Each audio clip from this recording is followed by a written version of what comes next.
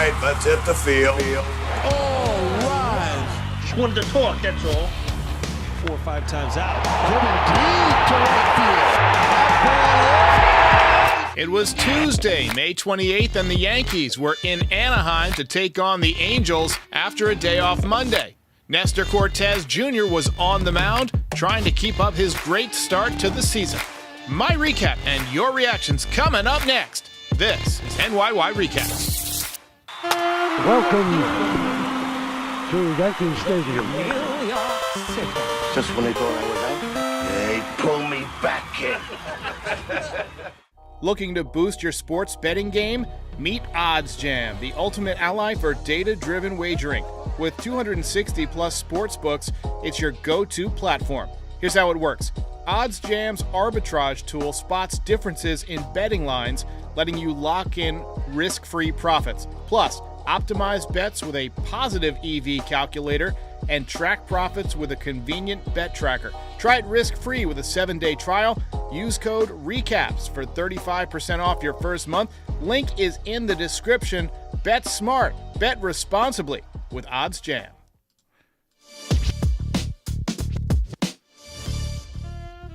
Ugh.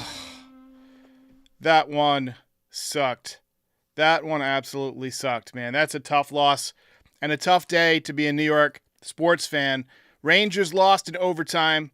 Yankees blew a late lead against the Anaheim Angels, the very, very bad Anaheim Angels, or Los Angeles Angels from Anaheim of Earth, of California, or whatever you call them these days. But that was tough. There's not much worse than staying up to watch a West Coast game and then having it blown late. At least if you win, you stayed up to watch a win. But now, I'm not going to be able to sleep tonight, man.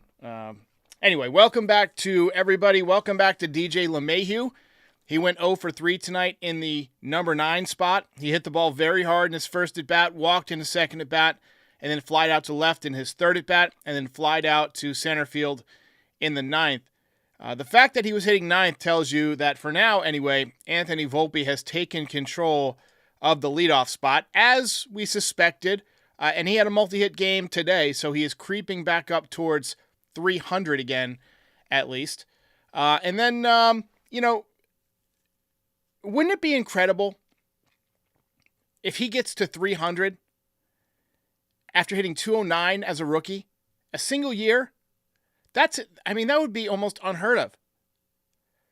But congrats to the kid. Continues to swing the bat well. Soto went deep again. Shout out to Terrence, who was at the game. He said it was basically 80% Yankees fans. Felt like a home game, but and you can hear it over the broadcast too. But unfortunately, Clay Holmes not able to get it done. Let's see that. Game 4 of a 9-day, 3-city road trip. 2 more games in Anaheim against the Angels, and then they go to San Francisco to play the Giants at Oracle Park. I've actually seen 2 concerts from the field at Oracle Park. I saw Aerosmith and I saw Sting, both at that ballpark. Awesome venue. Also worth noting, tonight, Jason Dominguez hit another home run in his rehab assignment, a monster shot to center field. He's still going to be the DH for a couple more days, and then he should be getting some time in center field. But word around the campfire is that they're definitely going to option him back to AAA and let him play there until they need somebody, or until September, whichever comes first, when the rosters expand or if somebody gets hurt. But awesome combination in the booth tonight. Despite the loss, O'Neill and Kay, those two have a very good chemistry together. So the only bad thing about tonight was the result. But hey, reminder to like and subscribe. This channel is very useful if you don't stay up to watch these West Coast games. We are now less than 100 subscribers away from 39,000. And if everybody who watches this every night checks to make sure that they're subscribed, and if they're not, subscribes, I'm confident we will get there tomorrow. And when we get to 40,000, we're going to give away 4 Yankees tickets. So anyway, tough night for the Yankees. Tough night for the Yankees fans. I feel bad for you. Chicklet says, send Rizzo down, please. Rizzo can't be sent down. It's just not going to happen. But anyway, let's go ahead and get to the recap because it's after midnight here. Let's go. Let's get it going. Give you the finer details. Yankees wasted no time getting on the board in the first inning. Absolutely titanic home run from Juan Soto. There it goes. That ball is high. It is far. It is gone. Home run for Juan Soto. Mammoth shot, 15th home run of the season. Already well on pace for a 40 home run season. 113 miles an hour off the bat, 424 feet. It looked farther, but it went about 75 feet over the fence. So, I mean, that thing was creamed. Verdugo made a very nice running catch for the first defensive play for the Yankees in this game. And he continues to play excellent D, leading the American League in defensive runs saved by a left fielder. Unfortunately, Nestor gave the lead right back. 2-run home run by Kevin Pillar in the first inning. And then top two, beautiful piece of hitting by Anthony Volpe to extend his hit streak to 20 games. Look, you can see him playing with more confidence. He's playing very consistently. He's looking great. Nestor picked off a runner in the bottom half of the inning. That seemed to settle him down a bit. He didn't end up giving up any more runs. I thought he was throwing to some soft contact. We'll talk about more of his performance in just a bit. Yankees tied it up on an RBI single from Juan Soto in the fourth, second RBI of the game, 46th RBI of the season. And then they took the lead on an RBI double by Austin Wells in the top of the fifth. Unfortunately, every silver lining has a touch of gray. Gleyber Torres was thrown out at home plate by a mile. Not his fault, though. Rojas waved him in, and that's about the third or fourth time this season that he's had a bad send. He's had a number of bad sends since joining the Yankees, so he needs to tighten it up over there. Austin Wells, by the way, had some very, very good swings tonight. Would not shock me if he goes deep very soon. I'm calling it. Let's talk a little bit about Nestor Cortes because he's going to get lost in this one. But 12 starts now on the season, 3.30 ERA. Wasn't his most dominating performance, but he was solid. 5 1/3 innings pitched, 5 hits, 2 runs, no walks, 4 strikeouts. The four-seam fastball was good. It wasn't exceptionally hard, but he had 8 swings and misses, and 7 of them were on the fastball. He only had 4 strikeouts, but he picked up some soft contact, as I mentioned. He got away with some hard contact, the nice running catches by Verdugo and Judge to run down deep fly balls. Overall in the season now, 12 starts. He does not get the win. He left in a position to get the win, but because of the blown save, he remains at 3-4. 71 innings pitched, 67 strikeouts. Elite command, 4.5 strikeouts to every walk. And that's one of the reasons that his whip, which is such an important statistic, remains fantastic at 1.06. So really solid bounce back season from Nestor Cortes so far. He doesn't light up the radar gun, but he's a very good pitcher. And with that performance, the Yankees set an MLB record by going 15 straight games where the starting pitcher pitched at least 5 innings and gave up 2 runs or less. Unreal. Outstanding achievement here.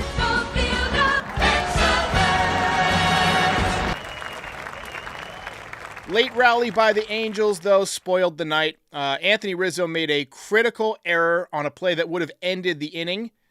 Instead, there were runners on first and second, and then Holmes came in to pitch and served up a double off the left field wall.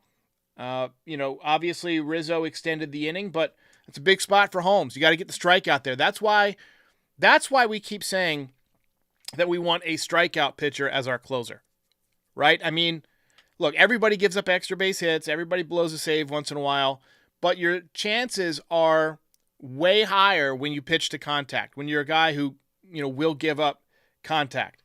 So I think we still need 1 or 2 more arms down there in the pen that are like sure thing strikeout pitchers. Wouldn't it have been nice to have a guy come in throwing 103 right there?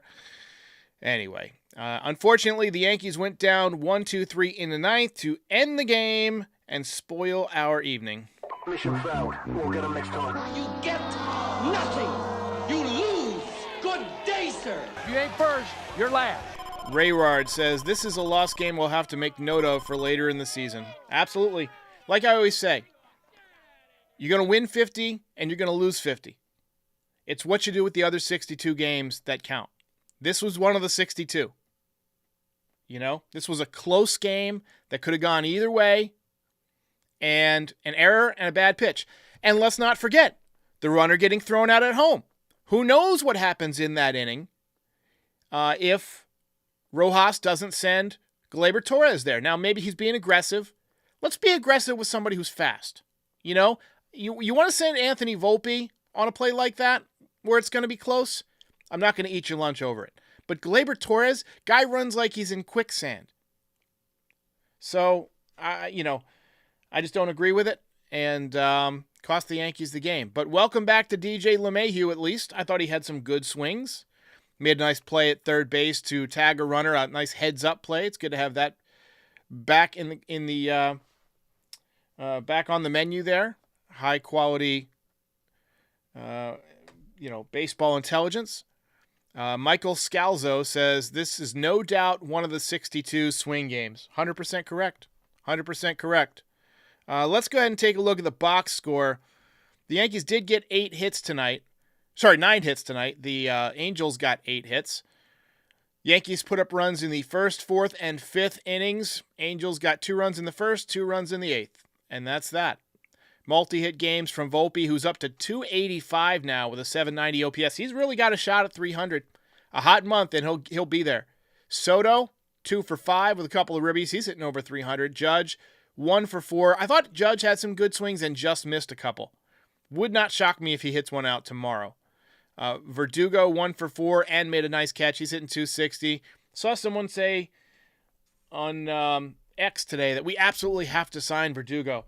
You know, if you want Soto, you're not getting Verdugo. You're pretty much going to have Soto as option 1, and Verdugo is going to be the backup plan. If you lose Soto, yeah, they might bring back Verdugo, but if you give that money to Soto, they're going to go with the young kids to fill out the outfield, whether it's Dominguez, whether it's Spencer Jones.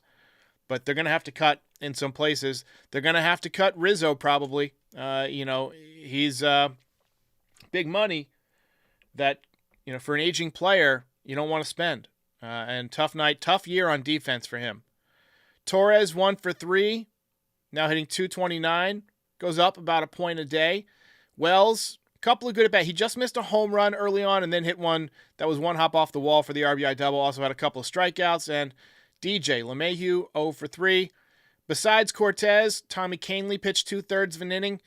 Weaver gave up a couple of runs, but they were charged to. They were unearned runs. They were charged to Weaver, but they were given up by Holmes. He also had 3 strikeouts, and then Holmes got 1 out. So that's that. That's the box score. So tough night for the Yankees. Bobus says Rojas needs to be fired. I got to say I agree. I'm done with him. I wholeheartedly agree. Darthia says, so many little things today. You're damn right. There was way too many little things that went wrong today. The base running, the pitching, just way too many little things. David Paez with some good news, though, says, no more Angel Hernandez. Angel Hernandez has retired. In my opinion, the worst umpire in Major League Baseball. One of the worst I've ever seen. And, it's just good to have him out of the game. I still think we need an automated ball strike, challenge system. But anyway. All right, let's take a few more comments. Mike Mustaine says, get closer. I agree. Got to get somebody else. And I like Clay Holmes, but I still think he's a setup guy. I think you need 2 arms for that bullpen. I think you need a lockdown closer, and I think you need another lefty. Now, if you move Nestor to the bullpen when Garrett Cole comes back, that solves the lefty problem. But you still need that lockdown closer. If I'm, I've had a lot of people ask me, what would you give up for Mason Miller? What would you give up? And it depends on a lot of things. It depends on what the Yankees are doing at that time. It depends on where they are in the division. Right now, they're a game and a half up on the Orioles, right? If the division is basically tied or that close at the trade deadline, and they say Mason Miller for Spencer Jones, I probably would say no if I'm Cashman, but if you throw in something else besides Mason Miller, you probably push me over the edge because we still got the Martian. You still have the option to sign Verdugo if you want. And I think about the 2017 or maybe 2016 season when the Yankees had two relievers that they traded away, Andrew Miller and Aroldis Chapman. And they ended up facing off against each other in the World Series. You know, getting a lights-out relief pitcher or two is typically the last piece that teams make to get to, the World Series. If you've got a great, well-rounded team, you got good starting pitching, you got an offense that can score, you got defense, you got guys who can hit for average, guys who can hit for power. Yankees have all that. They got some guys who can run. They've got a good bullpen. They don't have a great bullpen. We'll see what it looks like when Efros comes back. We'll see what Tommy Kahnle looks like over the next few weeks. I still think they need another arm. And if Oakland says Mason Miller and let's say a AAA arm with potential or a AA arm with potential for Spencer Jones, ooh, I tell you what, if I'm Brian Cashman, I'd have to sleep on it. It'd be tough to say no when that could be your missing piece. Anyway. Rayrard says we need a 12-1 game tomorrow. I hardly agree.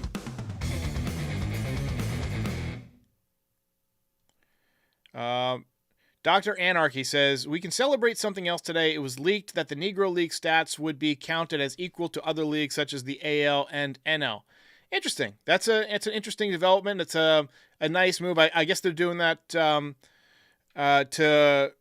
isn't there like some kind of a date coming up, like Juneteenth or something? Like, I feel like there's definitely some kind of Black History thing coming up that they were probably saving that announcement for, but since it leaked, that's excellent. I mean, Josh Gibson is going to have, he's going to be all over the leaderboards. I think he hit about 370 for his career. I think he hit like 800 home runs. So we're going to have some new stats in terms of the Major League Baseball record books. But yeah, that's pretty cool. That's pretty cool. That's classy of Major League Baseball to do that.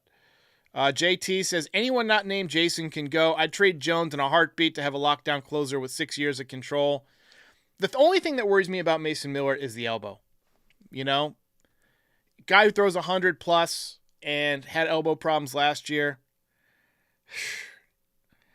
It worries me. But I would, for even 3 months or 2 months of a lockdown, lights out closer, really want 3 because you want August, September, October. If he leads you to a championship, giving up Spencer Jones is worth it. If I'm glad I don't have to make the decision, but if for some reason, there's some kind of an event that leads to the entire Yankees front office being replaced, mass firing, something like that. Maybe they all quit, resign in defiance to something that Hal orders be done, like happened with Steinbrenner a few times, I think. And they say, you know what, Derek, you're the man for this trade deadline. You're taking over. And then Billy Beane calls me up and says, we got this guy Mason Miller. You guys need a lockdown closer. Spencer Jones, and we get it done. I'd be like, all right, let's do it. And then I would make it clear to the fans that we're going for it. This is the missing piece, and you got to give up quality to get quality. So, anyways, guys, it's about 12:25 in the morning. We're gonna wrap it up. Orioles lost tonight at least. You gotta go.